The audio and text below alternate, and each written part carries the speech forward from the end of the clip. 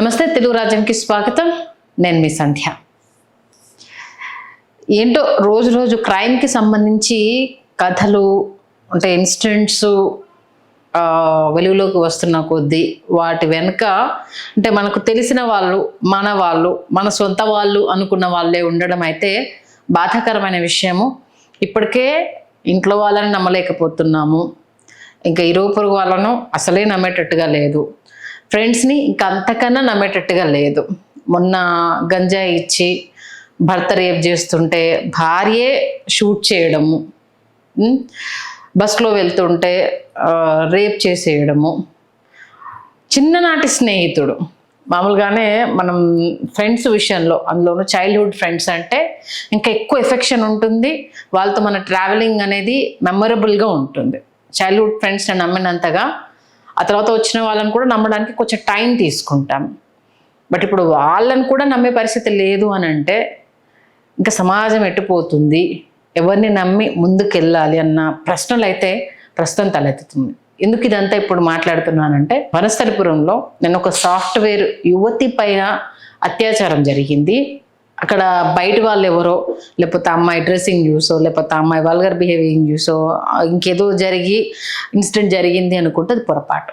చిన్ననాటి స్నేహితుడు, తనకు తెలిసిన స్నేహితుడే తనను ఏమార్చి నమ్మించి తనతో పాటు ఇంకొక వ్యక్తితో కలిసి అతి దారుణంగా అత్యాచారం చేశారు.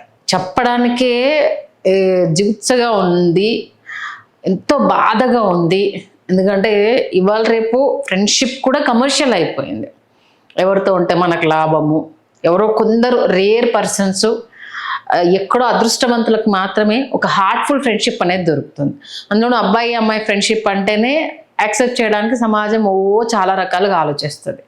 చిన్నప్పటి నుంచి తనతోనే పెరిగిన వ్యక్తి తనని ఈ రకంగా చూస్తాడు, ఈ రకంగా తన గురించి ఆలోచిస్తాడు అనేసని, ఎందుకంటే తనకు ఆ తరహా బిహేవియర్ అతని దగ్గర నుంచి ఎప్పుడు రాలేదు కాబట్టి మేబీ అంతలా నమ్మిందేమో. రేపు ఇంకా తెల్లారితే తను జాబ్లో జాయిన్ అవ్వాలి, ఒక సాఫ్ట్వేర్ జాబ్ వచ్చింది అని హ్యాపీగా తన ఫ్రెండ్కి షేర్ చేసుకుంటే, పార్టీ ఎప్పుడు అని అంటే నీకన్నా ఎక్కువనా పదరా పోదాము అనేసని తను చేసిన మిస్టేక్ ఏంటంటే బార్ అండ్ రెస్టారెంట్కి వెళ్ళడం. సీరియస్లీ అంటే అమ్మాయికి అత్యాచారం జరిగినప్పుడు కంప్లీట్ మత్తులో ఉంది. అమ్మాయికి బలవంతంగా ఫ్రెండ్ గౌతమ్ రెడ్డి షార్ట్స్ తాగించాడు. ఈ ఘటన వనస్థలిపురంలో జరిగింది. సీరియస్గా ఒక ఫ్రెండ్ నమ్మి వెళ్తే వాడు ఇంత క్రూరంగా ఆలోచించాడా? దిశ చట్టాలు వస్తున్నా, ఎన్కౌంటర్లు జరుగుతున్నా, కఠినంగా శిక్షలు ఉంటాయని చెప్తున్నా, అమ్మాయిల జోలికి వస్తే తాట తీస్తామంటూ అనేక రకాల ఉదంతాలు కళ్ళ మీద కనిపిస్తున్నా. అంటే ఏముందిగా, మొన్న కదా బెయిల్ మీద వచ్చి వాడు కత్తివేటుతో మర్డర్ చేసి వెళ్ళిపోయినట్టు, అలాంటి ఇన్సిడెంట్స్ కామనే కదా, జైలుకి వెళ్తాము బెయిల్ మీద వచ్చేస్తాము అనేసని జీవితాలని ఎందుకు పణంగా పెడుతున్నారు క్షణికావేశాలకు అనేది ఇప్పటికీ అర్థం కాని విషయం. నీకు నిజంగానే క్రష్ ఉంది, అమ్మాయి ఒప్పుకోలేదు, ఇలాంటివైనా చేస్తామన్నా కూడా అది కూడా లేదు. నీతో పాటు ఇంకో దరిద్రుని కూడా తీసుకెళ్ళావు కదా. నిన్ను నమ్మి నీతో స్నేహితురాలు వస్తే బలవంతంగా అమ్మాయికి షార్ట్స్ తాగించాడంట. మళ్ళీ ఇక్కడ ఇంకోటి ఏంటంటే మాట్లాడే మాట ఏంటంటే, వాడు తాగిస్తే ఈ అమ్మాయికి ఏమైంది, ఈ అమ్మాయి అట్లట్లా తాగుతుంది. ఇప్పుడు అదో సోషల్ ఇంజనీరింగ్ అయిపోయింది కదా, డ్రింక్ అనేది సర్వసాధారణం అయిపోయింది కదా. మరి అమ్మాయికి అంతకుముందు అలవాటు ఉందా, లేకపోతే ఇప్పుడే స్టార్ట్ చేసిందా, అదైతే తెలియదు. మనకు తెలియని విషయాన్ని మనం ఇక్కడ ప్రస్తావించకూడదు.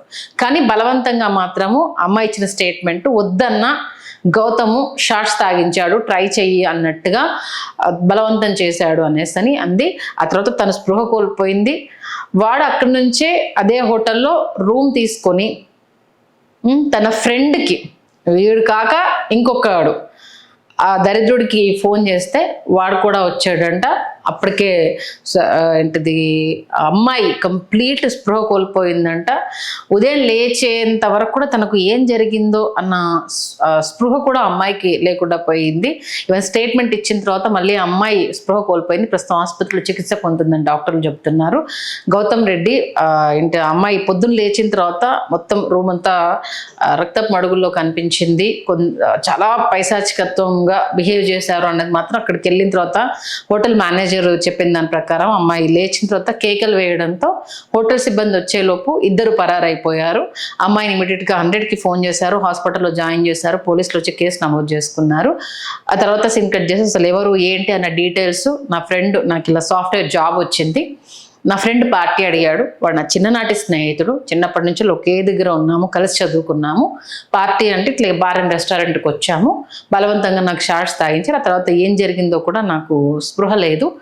పొద్దున్న లేచి చూసేసరికి నేను అంటే నిశ్చేజమైన స్థితిలో కనిపించాను, లేవలేని పరిస్థితిలో ఉన్నాను. కేకలు వేసిన తర్వాత హోటల్ సిబ్బంది వచ్చారు, డోర్ ఓపెన్ చేసేసరికి వీళ్ళిద్దరు పారిపోయారు అనేసి అమ్మాయి చెప్పింది. సీన్ కట్ చేస్తే అంటే ఇవాళ మార్నింగ్ గౌతమ్ పోలీసులకు లొంగిపోయాడు.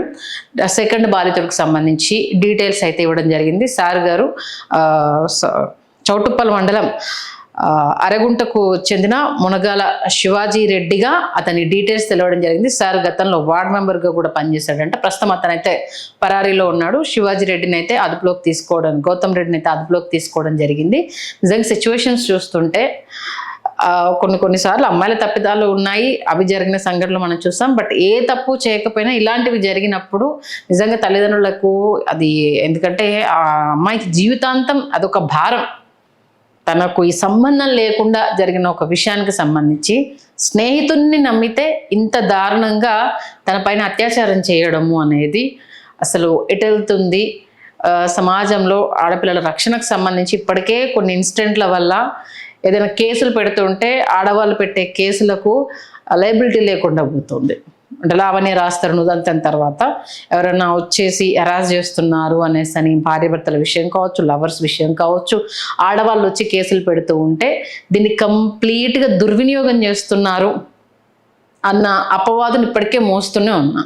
ఇంకా ఇలాంటివి జరుగుతున్నప్పుడు, తప్పు లేకపోయినా జరుగుతున్నప్పుడు అసలు ఎలా చూడాలి ఇన్సిడెంట్ని అనేది అయితే తెలియట్లేదు. ఎల్బీ నగర్ పోలీసులు అయితే కేసు నమోదు చేసుకుని దర్యాప్తు చేస్తున్నారు. దీనికి సంబంధించిన పూర్తి డీటెయిల్స్ని అయితే గ్యాదర్ చేస్తున్నారు. ప్రస్తుతానికైతే అనగాల శివారెడ్డి కోసం అయితే ఏంటిది వెతుకుతున్నారు.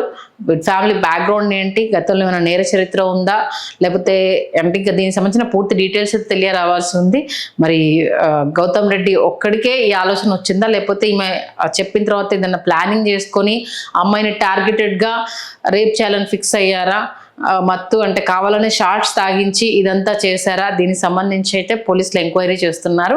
నిందితులను అయితే కఠినంగా శిక్షించాలి అంటూ మహిళా సంఘాలు అయితే వాయిస్ వినిపిస్తున్నాయి. తల్లిదండ్రులు అయితే ఖచ్చితంగా వీళ్లకు శిక్ష పడాలి, నా కూతురులాగా ఇంకొక ఆడబిడ్డకి ఇలాంటివి జరగకూడదు అంటూ కూడా వాళ్ళు కూడా గొంతు వినిపిస్తున్నారు. ఈ నేపథ్యం అసలు గౌతమ్ రెడ్డికి కావచ్చు, ఇతను శివారెడ్డికి కావచ్చు బ్యాక్గ్రౌండ్లో నేర చరిత్ర ఏమన్నా ఉందా, ఇలాంటివన్నా తెలియకుండా చేశారా, వీళ్ళు అంటే ముందే ప్లాన్ చేసుకున్నారా, లేకపోతే అప్పటికప్పుడు అమ్మాయిని ట్రాప్లో పడేయాలని అనుకున్నారా, ఏంటి అన్న విషయాలకు సంబంధించి అయితే పోలీసులు ఆరా తీస్తున్నారు. ప్రస్తుతం పరారీలో ఉన్న శివారెడ్డి కోసం అయితే సర్చింగ్ ఆపరేషన్ కొనసాగుతుంది.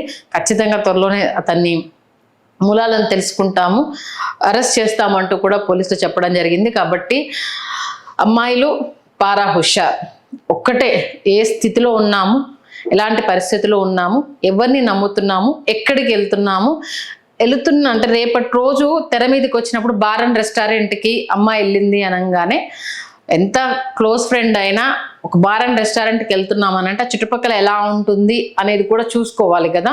బార్ అండ్ రెస్టారెంట్కి ఫ్యామిలీస్ చాలా తక్కువగా వెళ్తారు, ఎక్కువగా అయితే జెంట్సే వెళ్తారు. వాళ్ళకి తగ్గట్టుగానే అట్మాస్ఫియర్ ఉంటుంది. అలాంటి అట్మాస్ఫియర్లో కూర్చున్నప్పుడు ఇది కరెక్ట్ కాదు, ఇక్కడ ఉండొద్దు అనేసి నువ్వు వారించి ఉంటే తల్లి నీకు దుస్థితి వచ్చి ఉండేది కాదు.